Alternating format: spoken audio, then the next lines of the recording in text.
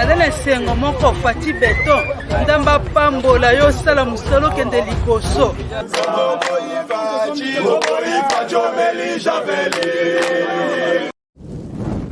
soi-disant bon naza licencié naza docteur en droit naza docteur en économie naza gradué mais bazoyiba bazodétourne soni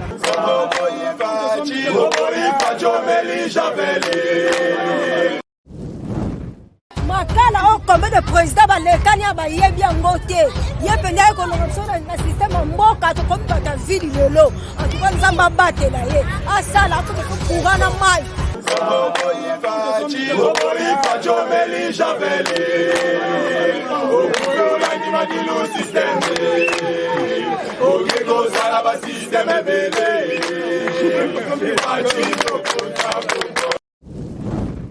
Bandeko Balandi ya Tindika Télévision, c'est votre âme de la servante Sephora Kings au message toujours ko yamba topé comment on a betan de mike na bino bisika no so baso on a biso message na kuta na bino bandeko Balandi lelo to kiti bel et bien esika tozali na entrée ya marché ya Gambela esika o to mona ki nzele ezalaki ya kobeba ezalaki ya kobukana et lelo to yo komona ndenge misala ezali ko salama bandeko Balandi bon continuer ko yamba ba réaction na biso topé ba image ndenge mozali ko continuer komona na kati ya Tindika Télévision to moni vraiment que misala ezali ko salama parce que libulo ezalaki makasi bandeko bazali na ba difficulté et comme ki lokola fulu awa tozali précisément na Gambela bino mo continuer ko ba réaction bandeko bazali vraiment tozali ko sepela topé population topé bandeko basalaka commerce na bango awa na entrée ya grand marché au abengaka ya Gambela to moni macadam vraiment ici déjà kokota et puis misala ezali ko salama très bien et puis lenteur ezali to moni vraiment niveau vraiment ezali na moins vitesse ya makasi bon continuer ko baba sango la biso na Tindika Télévision sans oublier mes boss papi Kelina Rifan qui sombe mon vieux Luka Lucas c'était je suis na 4 salons rappel na bosonoté bon continuer ko baba réaction on a kata Tindika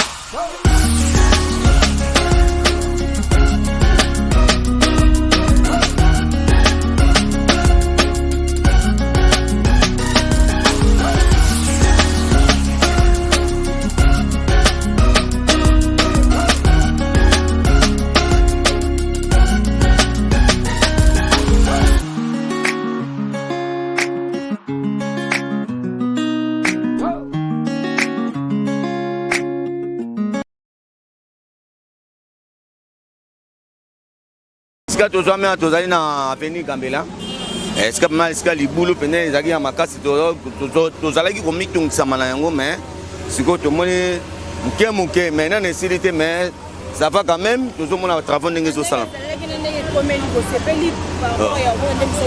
te sikoyo tosepeli mpo tomoni deja mwa eloko moko ya sekete ezali wana mama yango moni ke tosepeli mwa toyebi ke kota suka nzambe akosala ekosila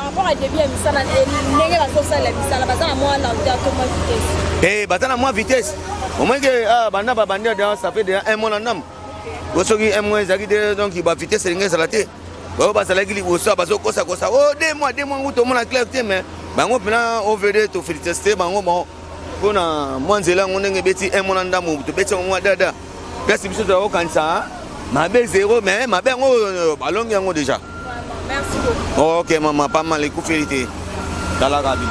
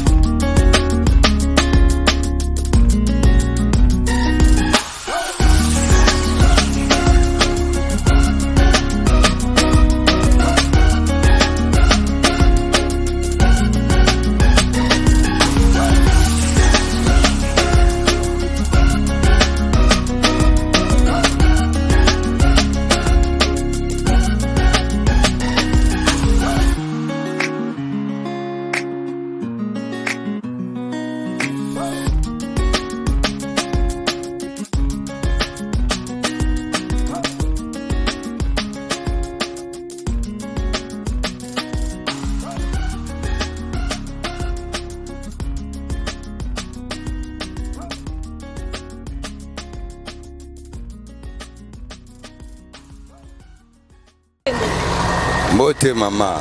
Toza na Gambela esika misala ezali ko sala matolonga tozo mo intervention par rapport ya misala ndenge yo sala mo apprécier geste oyo mona ndenge bazo bwaka mabanga awa na Gambela. Yaya question nanga eza bien. Bebosa misala malamu. Beba konjina biso ba Congolais to bonga te bosa misala malamu biso ni ba biso sa ba bonsa ba balabala ba venir na ni uana na sepeli. Sepeli. Na sepeli na mosala bosala. Te mosala ba bazo sala sepela. Na sepeli na ngoko yaya. Merci beaucoup. Là on est sa président de la République. Ngaro ebisa ete ngala ebisa ndi Gentil Ngobila. Gouverneur a vu la Kisasa. Moussa Zosala abongisa nini ekolo na ye. Azobongisa ekolo na ye. Debo biso ba Congolais to sepe na ngona Moussa Zosala. Eza président de la République te. Eza Jean Pilé, Gentil, gouverneur a vu la Kisasa. Ndeba Kimbuta ndeba Zalaki. Comment on bazo bongisa nzela a tolinto zo mama lobato intervention pour ndé misala esala.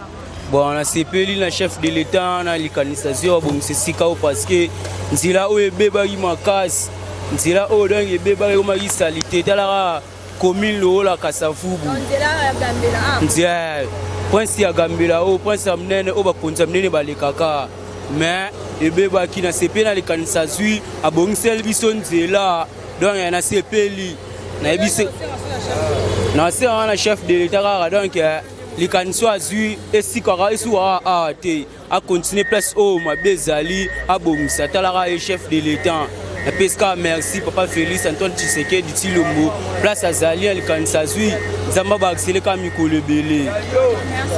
Merci.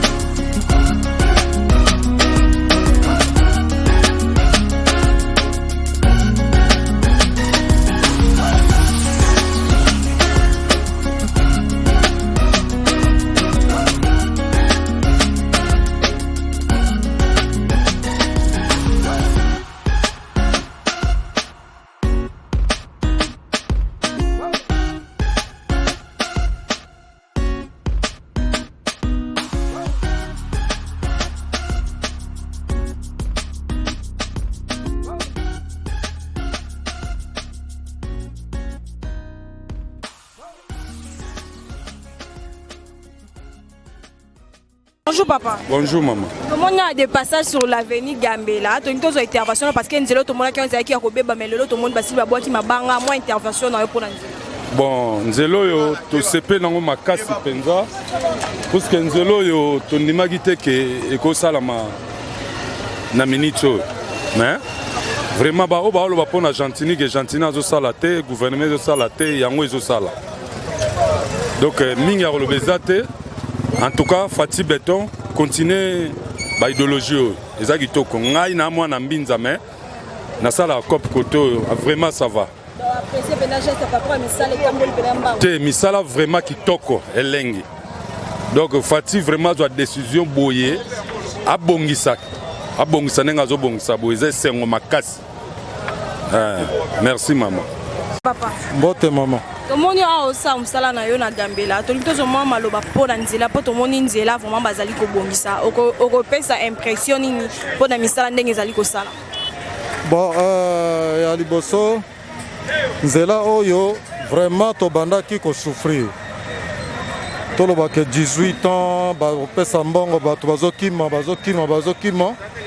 Alors oyo nde toye komona ke oui vraiment musala ezosalema bien. Basala musala 10 jours au jour, tu même maintenant dimanche, basala musala. Tous les jours vraiment. Les autres vraiment nazo mona ndenge anje ezosala, bazosala musala. Mais to préféré que musala ekende tina suka vraiment, basala musala ekoma tina suka. Photos tozala. Ebima de rond-point Gambela, ti ebimina katikati ya force publique. Tolingi côté nyonso ezala te donc bima vraiment kobana rond-point Gambela ti boye po ezala siko tout droit ti na enseignement ezala uniforme ti ndenge Gambela ekei ekende penza tout droit. Merci beaucoup.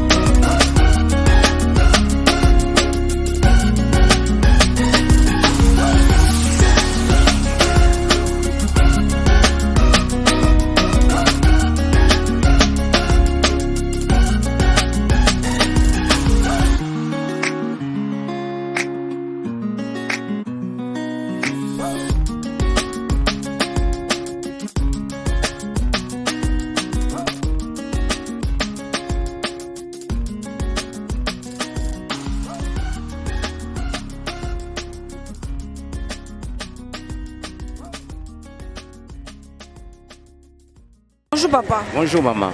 Omoni a des passages na Avenue Gambela. Tolito zo moi impression na yo pona ndenge misala ezali ko sala ma awa. Poto bato belé ba yebaki to ba mona ki nzela ndenge ezali ko beba et comment ki mamina ba foule comment ko si créer.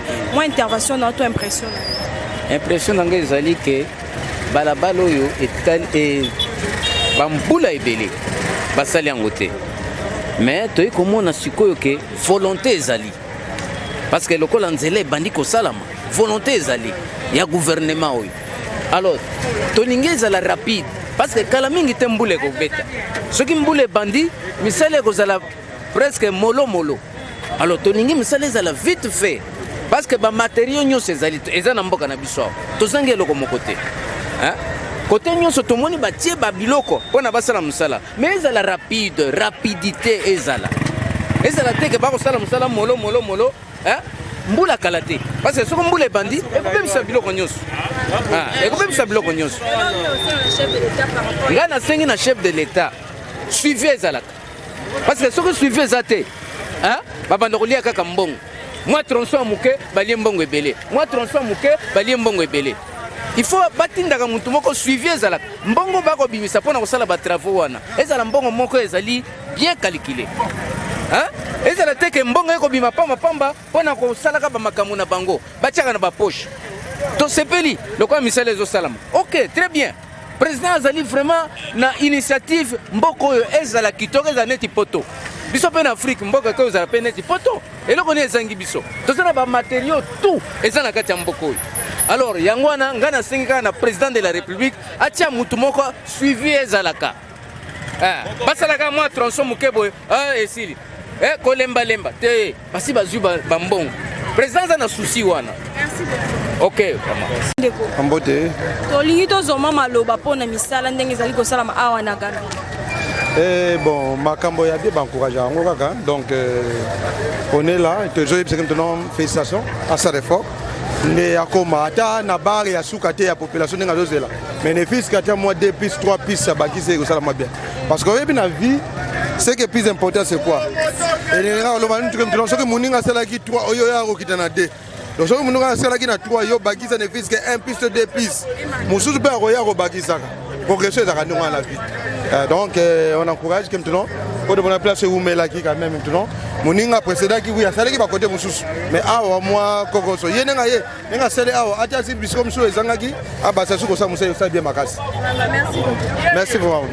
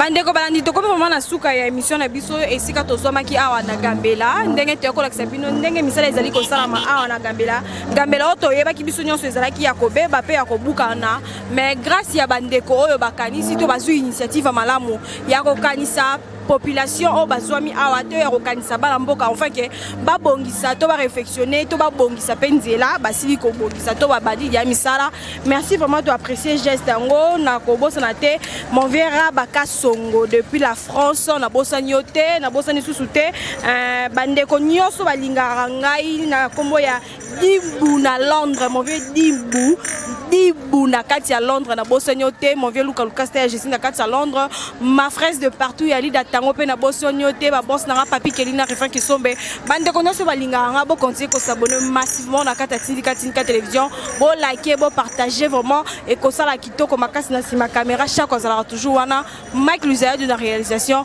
Quant à moi on se revoit la prochaine numéro Toroyaka toujours la Sabino ndenge misala ezali ko sala ma bisiko bazali ko bongisa to bisiko ezali ya kobeba bo continuer ko sala pour la biso pe to toujours pour la à la prochaine numéro ciao.